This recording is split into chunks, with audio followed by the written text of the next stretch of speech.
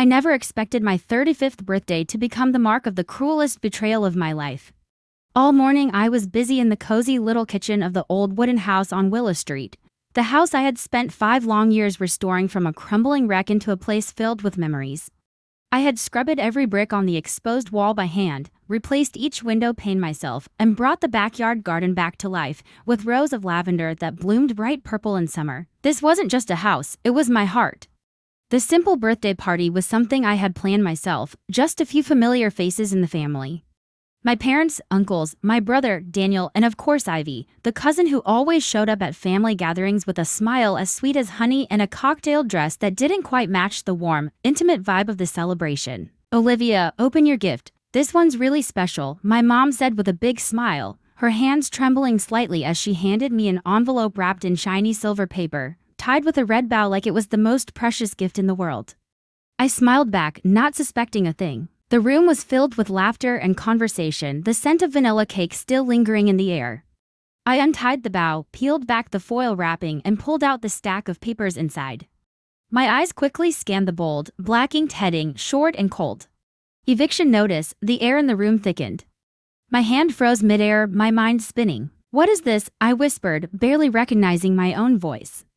My father wouldn't look at me, his head bowed as if in shame. My mother blinked rapidly, avoiding my gaze. Daniel took a small step back, and Ivy? She smiled, but not her usual gentle smile. It was the smile of someone who knew everything, waiting for the moment another person crumbled. "Olivia, we know today isn't the ideal time, but it's time we were honest," my mother said, her voice barely above a breeze.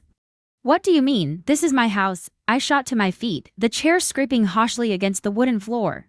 "I renovated every brick, every door in this place. I poured my life savings into it." Ivy set her wine glass down and stood up slowly, her voice calm and weightless. "But the house is still under your aunt and uncle's name, Olivia. On paper, it was never really yours." I turned to her. You're siding with them?" "I'm just helping the family make a smart decision," she said, smoothing the silk of her dress.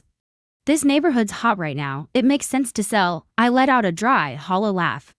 "So this is the birthday present you all prepared for me? An eviction notice, and you turned my home into a market listing?" My father still said nothing. My mother stepped closer, reaching as if to take my hand. "You have 45 days to get things in order. We'll help with moving costs if you need." I pulled my hand away like I'd touched fire. "I don't need anything from anyone, I need answers." "How long have you all been planning this?" Ivy raised her chin, unfazed. "About 3 months. I've already spoken to a few potential investors. They're interested in the size of the lot and the prime location. This old wooden house, old," I choked on the word. "Every corner, every brick in here is my work. I've lived and loved this house with everything I have." Daniel spoke, his voice low. "Leave, maybe you should calm down. We can talk about this later." No later. "I want the truth, right now." No one answered. The room sank into an unbearable silence. I stepped back, heart pounding, eyes scanning the familiar faces that suddenly felt like strangers. "Get out of my house," I said, my voice low but firm. "Olivia," I said out. Now, one by one they left the room, none of them daring to look back at me. Only Ivy remained, facing me. "You're blowing this out of proportion," she said with a shrug. "And you just made me lose all faith in family." I walked to the door and opened it. Out, Ivy gave me one last look, her eyes glinting with something icy. "You're fighting a battle you can't win. Don't let emotions cloud your judgment." The door shut behind her. I stood there for a long time, eyes still fixed on the paper in my hand. In all my years I had never felt so hollow. But in that silence, a thought sparked. If Ivy thought I would give up that easily, she didn't know me at all. I sat motionless in the armchair by the window, the late afternoon sun slanting through the sheer curtains, casting a soft orange hue across the floor. The eviction notice lay silently on the coffee table like an open wound that hadn't stopped bleeding, in a room still echoing with the warmth of laughter from that morning. I should have cried, should have been furious. But the only thing I felt at that moment was suspicion. Ivy, since when had that seemingly harmless cousin become the mastermind behind pushing me out of my own home? From the casual comments about property value to the scrutinizing looks I once mistook for admiration. All of it now formed the perfect pieces of an instinct. The first person I needed was Emma, my best friend from college, the one who'd pulled me through sleepless exam nights, heartbreaks, and the craziest home renovation projects. "Olivia," Emma's voice came through after 3 rings. "Are you okay?" "No," I answered bluntly. I need you here, bring your laptop, and if you still have that stack of old renovation permit files, bring those too. Less than an hour later, Emma showed up at my door, hair tousled and her backpack stuffed. As soon as she saw me, she didn't ask a thing, just gave my shoulder a firm squeeze, walked in, pulled out her laptop, and began searching through folders organized with obsessive precision. Got it, Emma said, turning the screen toward me. Every permit, blueprint, and city approval. I backed them up ages ago, good thing I never deleted them. I stared at the screen, these files could be the key. Ivy said the neighbors complained I was renovating without permits. She showed my parents some documents, but no one would let me see them. Emma frowned. Could they be fake? I nodded, and if they are, then she's executing a we used to be close. But ever since he got married and moved out, the distance had grown. Still, I knew if anyone in the family had any sense left, it was him. I need to meet you, urgently, I wrote. Daniel replied a few minutes later, tomorrow morning. Cornerstone Cafe, 8 o'clock. The next morning, I arrived 10 minutes early, sitting by the window with a cup of hot tea. Daniel walked in, looking exhausted like he hadn't slept all night. I didn't waste time. You knew about the eviction, didn't you? Daniel nodded, avoiding my eyes. Yeah, about 2 weeks ago. Ivy told Mom and Dad that you weren't fit to manage the house, that there was a risk of legal trouble because of unpermitted work. All lies. I placed Emma's folder on the table. Here's every permit, legal, verified. Daniel flipped through a few pages, his face slowly draining of color. So she lied to me too, and I believe there's more to it. I looked him straight in the eye. Ivy wants the house, not for herself, but to sell. Probably to some development project, maybe someone she's dating? Daniel frowned, his name's Max Harper. I've never met him, but Dad mentioned he's into real estate investment. Exactly. I'm going to dig deeper, but I need your help. If Mom and Dad believe her because of documents, I'll prove she forged them. Daniel sighed. I'm with you, better late than never. Back at home, Emma and I began tracking leads. She had an old classmate named Chloe who worked at the city's land records office, now overseeing construction permits for my area. After a few calls and a post-work coffee invite, Chloe agreed to meet at the public library. She pulled out a thick file and flipped to the page I needed. Here's the petition about noise and unauthorized renovations supposedly filed by a neighbor, or at least the copy that was submitted. But the strange thing is, there's no original, no official case number. I frowned. You mean? It's not in the system, exactly ... and the name listed as the complainant? Doesn't match anyone on Willow Street's resident registry. I double-checked. This might be a fabricated document. Emma snapped photos of every page, her eyes lighting up. We've got signs of forgery. I felt a chill run down my spine. If Ivy had actually faked documents to manipulate my parents, this wasn't just a family conflict anymore. It was a serious ethical and legal issue. We left the library as twilight fell. The streetlights flickered on, reflecting off the familiar Willow Street Historic District sign. I paused at my gate, gripping the folder tightly. This house wasn't just where I lived. It was the story of my growth, the proof of my dedication and love poured into every brick, every window frame. And now, it was under threat by someone who once called me sis. I looked over at Emma, my voice steady. If Ivy thinks she's smarter than me, she's made a huge mistake. Emma nodded, a faint smile playing on her lips. Game on, leave, and we're going to win. Darkness settled over Willow Street. But inside me, a light had just been lit, the light of truth. And I was going to bring it into the open, no matter what.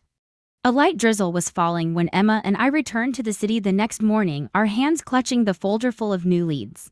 It was time to piece them together into a bigger picture. Ivy didn't just want to take my house. She was preparing to demolish it. That afternoon, Daniel took us to meet one of his contacts, a man named Marcus Bell, who worked at the city planning office.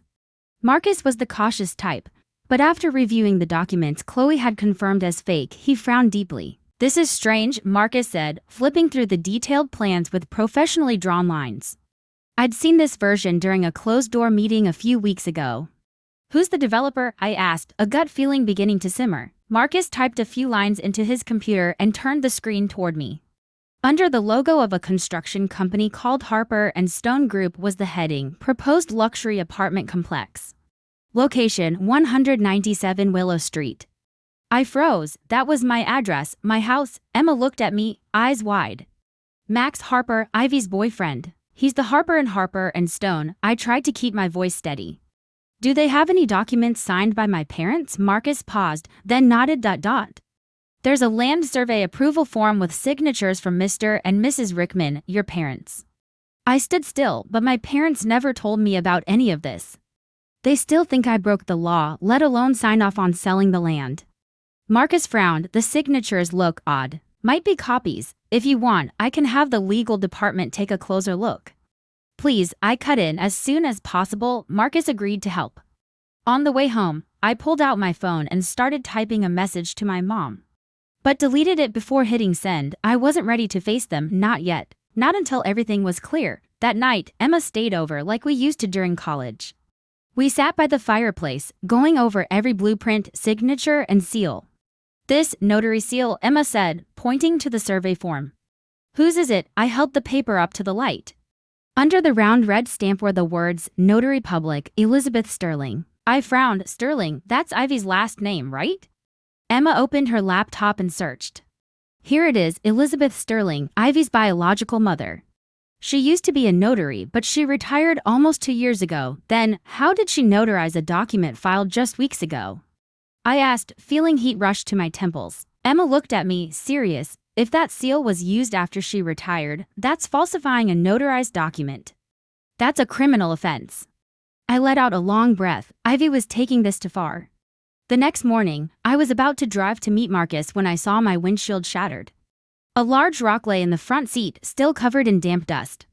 Wrapped around it was a small piece of paper scrawled with a shaky, handwritten message, "Back off while you still can, Olivia." My heart pounded. I looked around, but the street was empty. No one suspicious in sight. I called the police and, while waiting for them to arrive, I texted Emma and Daniel to come immediately. The police took my statement and collected the rock as evidence. They advised me to install security cameras and to report any further incidents. I nodded, but I knew this wasn't about paperwork anymore. Ivy had started sending warnings through action. 3 days later, I received an email from Marcus with the subject, Signature Verification Results. I opened it, palms sweating. After comparing with the original signatures on the Rickmans' property and tax documents, we have determined the signature on the land survey is forged. I clenched my fist. That was our first piece of solid proof. Emma called me as soon as she got the copy. It's starting. Leave. We need a game plan. That evening, in my kitchen, Emma, Daniel, and I mapped out a strategy. The plan, gather all the evidence, fake documents, forged notarizations, shady land surveys, and Ivy's connections to Max Harper and the real estate development firm. We also agreed we had to stop them from demolishing the house before the truth came out. Emma suggested reaching out to Leela, her friend who worked at the Historical Preservation Office, to check if my house might qualify for protected status. If it did, they couldn't touch it without city approval. Just then, the doorbell rang. I stepped out and froze. Sitting on the porch was a cardboard box with no sender listed. I opened it. Inside were full-color photographs. Shots of every corner of my house, the kitchen, the living room, the stairwell where I used to hang my grandmother's photo. Even the window I had just repainted last week. Every one of them was marked with a bright red X, no note, none needed. The message was crystal clear. I looked at Daniel. They've been inside the house. He snatched the box from my hands. No way, you locked the doors, right? Of course. I clenched my fists, trying to stay calm. But they have a key, probably from Mom. Daniel pulled out his phone and called our mother immediately. I couldn't hear the conversation, but I watched his face shift with every second. When he hung up, his expression was dark. Ivy borrowed the key yesterday. Told Mom it was to take measurements for her engagement party, and Mom believed that? I asked, my voice hoarse. Daniel nodded. She's suspicious now, but it's too late. I walked toward the window, looking out over the backyard. The garden where my grandmother once planted rows of lavender was now cloaked in evening mist. We need to move fast, I said, my voice low but firm. If Ivy wants a war, I'll show her. I'm not someone who goes down easy. I turned back to the only two people still standing by me. The campaign starts tonight. We're not just protecting this house. We're exposing the truth. Peace, fear still lingered inside me, but for the first time in weeks, it didn't overpower my resolve. I wasn't alone, and I wasn't going to lose. 2 days after the break-in, I sat in the office of my lawyer, Sarah Holden, a sharp-eyed woman in her 40s with a calm voice who had helped me with property documents in the past. This time, she wasn't just my legal advisor. She was a key ally in the battle I was about to face. Sarah flipped through the documents I'd gathered from Marcus, Chloe, and even the X-marked photos I'd taken as evidence. This is a pattern of deliberate behavior, she concluded, tapping her finger on the survey contract copy. Forged signatures, improper notarization, and clear organized fraud. If we can prove Ivy and Max colluded for personal gain, you won't just keep your house, you could take them to court. I nodded, but deep down I knew one thing: winning in court wouldn't be enough. I needed a blow Ivy couldn't recover from. A truth bomb dropped right where she believed she stood in the spotlight of her own glory. The night before the engagement, where Ivy planned to introduce Max to family, investors, and wealthy friends, she had rented the Bellevue Grand Hotel, a lavish venue in the northern part of the city, to host a perfect debut evening. I would turn that party into a full reveal, and to do that, I needed someone on the inside. Someone who knew Max and Harper and Stone's operations better than anyone else. That person appeared unexpectedly: Lena Harper, Max's younger sister. I'd met Lena briefly back when I still got along with Ivy. She was quiet, usually hanging on the sidelines of their gatherings, but today she reached out to me directly, leaving a brief message: "Olivia, I know what Ivy's done. Meet me at 5 at Bean and Birch." I arrived on time. Lena was already seated in the corner, dressed in a charcoal gray coat, her sharp features betraying the tension in her posture. She gestured for me to sit, then handed me a USB drive. "This has everything," she said, her voice soft but firm. "Blueprints, emails between Max and Ivy, plans for clearing the land, including your house." I held my breath. "Why are you helping me?" Lena looked me straight in the eye. "I used to believe Max was a good person, but he and Ivy only care about power and image. They've turned our family business into a tool to hide their wrongdoing. I don't want to be part of it anymore." I nodded. "Thank you, this means a lot." "There's more," Lena said, pulling out a thick printout from her bag. "This is the party plan. Ivy rearranged the guest list, and you're not on it." I laughed. Of course, she knows I won't stay silent. "But I have a way to get you in." Lena slid a formal invitation across the table, still blank. I was in charge of delivering backup invites to the press. I kept this one. I took it and thanked her once more. Inside me, determination had turned into a slow-burning fire. I was no longer just fighting for my house, but for justice, for truth, for everyone who had ever been dismissed, deceived by expensive dresses and fake smiles. That night, I sat in my study with Sarah and Emma, and we prepared everything down to the last detail. Sarah compiled the documents into a complete dossier: forged evidence, falsified signatures, plans to demolish the house, internal company emails, and most notably, an audio recording provided by Lena where Ivy said, after the engagement party, "No one will be able to stop us." "You're bringing all this to the party?" Emma asked, her voice tinged with nerves. I nodded. "Not just bringing it, I'm revealing it in front of everyone. Ivy wants to shine in the spotlight, then let the truth shine right on her." Sarah handed me another USB. "I've backed everything up here. And I've also sent a copy to the media's legal rep, in case something unexpected happens." I gave a soft smile. Can never be too careful. The next morning, I received an anonymous message. "Stop now if you don't want things to get worse. There are things you can't control, Olivia." I showed the message to Sarah. She looked at me calmly and said, "This just means they're scared." By evening, I dressed carefully. A simple, elegant black dress and a pearl necklace that once belonged to my grandmother. It felt like a charm, reminding me of where I came from, the love I poured into that home, and the reason I couldn't walk away.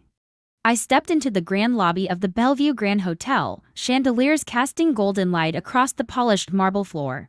Soft music played, glasses clinked, and laughter floated through empty congratulations. Ivy stood at the center of the ballroom, draped in a shimmering white gown, her arm looped around Max's. They looked like a magazine cover. But her gaze faltered the moment she saw me. I smiled, holding up the invitation. "Sorry, I couldn't miss this party." She tried to hide her surprise behind a smile. "Olivia, I didn't think you would. Excuse me." I cut her off, walking straight into the heart of the room. I lifted a wine glass and tapped it gently. "If I may have everyone's attention before dinner begins." All eyes turned toward me. The room paused for a breath. I took a deep one of my own. "This isn't a toast," I began, eyes drifting toward Ivy and Max. "It's the truth everyone deserves to know. About this party, about that couple, and about a house under threat because of greed." Ivy stiffened. Max gripped her hand. I reached for the USB Sarah had just handed me and plugged it into the large screen behind me. "Please watch." The lights dimmed, the screen lit up, and the storm was about to begin. The light from the big screen cast a glow across the ballroom. All eyes focused on the first image, a detailed development blueprint for a luxury condo complex named Willow Heights, with a clearly listed address, 197 Willow Street. A wave of murmurs swept through the room. A few guests whispered to each other, others stepped back, glancing at Max and Ivy as if waiting for an explanation. I stepped closer to the mic, my voice calm but firm. This is a property currently owned by my family, and it's where I've lived for over 10 years. The plan to demolish that house and replace it with this luxury complex has never had my consent. All the so-called approvals you've seen are fake. A few guests whispered to each other, others stepped back, glancing at Max and Ivy as if waiting for an explanation. I stepped closer to the mic, my voice calm but firm. This is a property currently owned by my family, and it's where I've lived for over 10 years. The plan to demolish that house and replace it with this luxury complex has never had my consent. All the so-called approvals you've seen are fake. Next, the screen displayed a series of documents, among them the land survey with my parents' forged signatures and the notary seal belonging to someone who retired last year. A sharp knock on the table came from a middle-aged man in the front row, Mr. Randall Morris, the project's lead investor. Forged documents? Do you have verifiable proof? I nodded and turned to Sarah, who stepped onto the stage. Sarah spoke clearly and firmly. We have confirmation from the city's legal department. All signatures, seals, and survey approvals fail to match official records. The notary, Elizabeth Sterling, MS, Ivy's biological mother, hasn't been licensed for over a year. This puts the entire documentation into the category of criminal fraud. Ivy stood frozen, her face drained of color. Max stepped forward, gripping her hand, ready to speak, but I didn't give them the chance. I'm not done, I said, eyes fixed on the screen. The next piece of evidence played through the speakers. An audio recording. Ivy's voice rang out. Cold and deliberate, let them think Olivia's breaking the law. Once the house loses legal protection, we can buy it for next to nothing. After the engagement party, everything will be in our hands. Then Max's voice chimed in, I've cleaned out all the internal files. No one will trace it back. The ballroom fell silent. The air turned heavy as lead. Max turned to Ivy, his face no longer composed. You recorded our conversation? Ivy whispered, I don't know who did. I looked at them, a faint smile forming on my lips. Maybe you don't, but someone close to you does. Lena stepped out from the crowd, her eyes sharp as ice. I sent the recording because I won't let you and Ivy drag our family through the mud. Max's jaw dropped, staring at his sister like he was seeing her for the first time. Lena, what are you doing? Ending this game, Lena replied. Ending all of it, Sarah continued. We've submitted all the evidence to the Department of Planning, the notary office, and the authorities. Police have received formal complaints for document forgery, attempted property fraud, and intentional damage to private property. As she finished, two plainclothes officers entered the ballroom. One stepped up to Ivy and said, Ms. Ivy Sterling, you are under investigation for document forgery and conspiracy to commit fraud. We ask for your cooperation. A stunned wave rippled through the room like a brewing storm.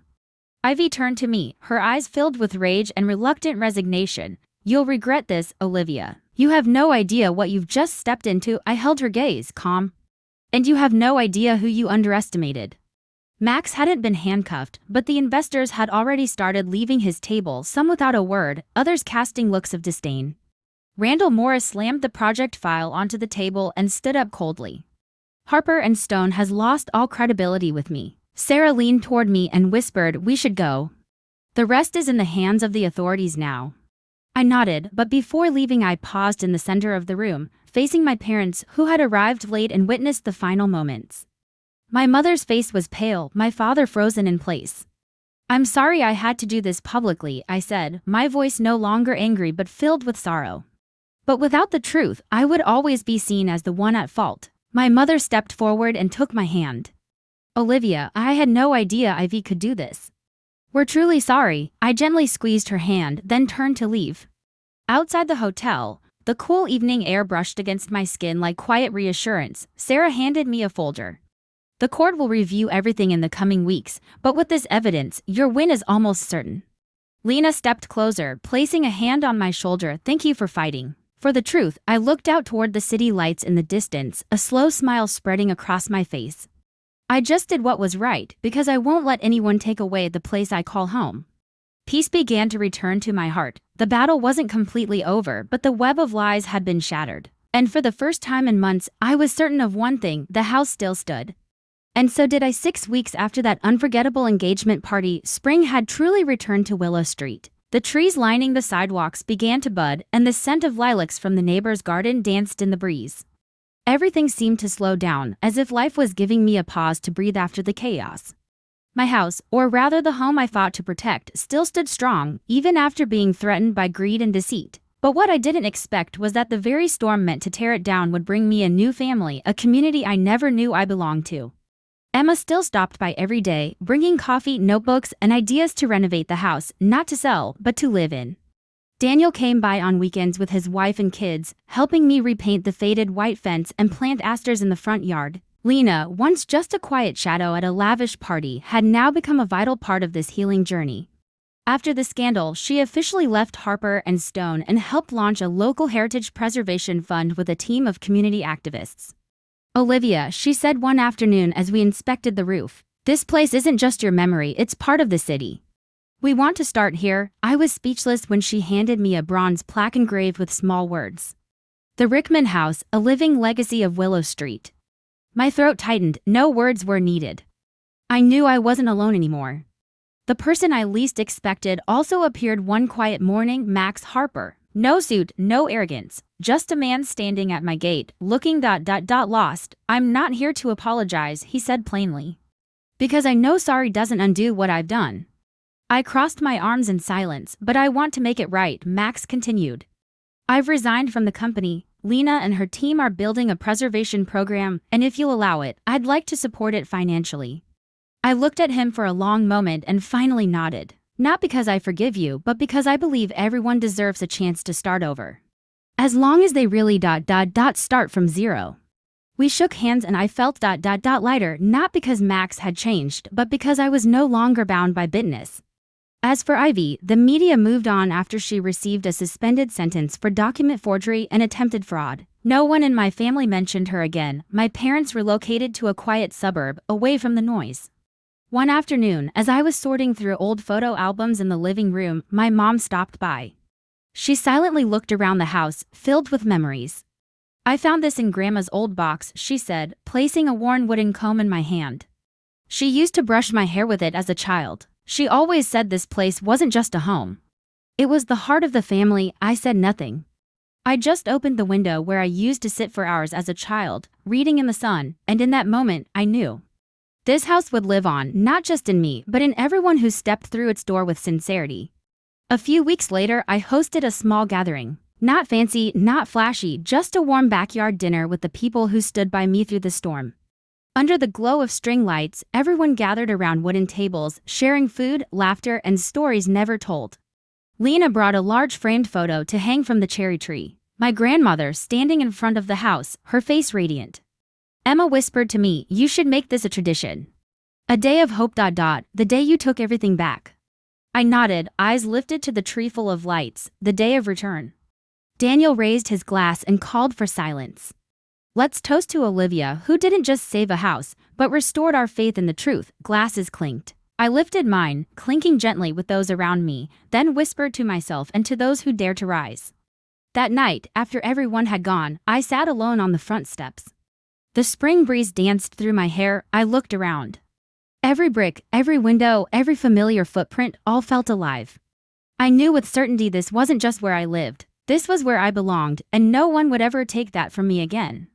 From the fight to save my childhood home, I learned that sometimes loss and betrayal become the stepping stones to something far more precious. Courage, truth, and the people who truly stand beside you. A home isn't just a roof over your head, but a sanctuary of memories, love, and resilience. And now I haven't just kept my home. I've reclaimed myself, stronger, wiser, and unafraid of losing anything ever again. What do you think about Olivia's journey and all she's been through? Share your thoughts in the comments below. And don't forget to follow the channel to keep discovering more heartfelt, inspiring stories about family and life behind the front door.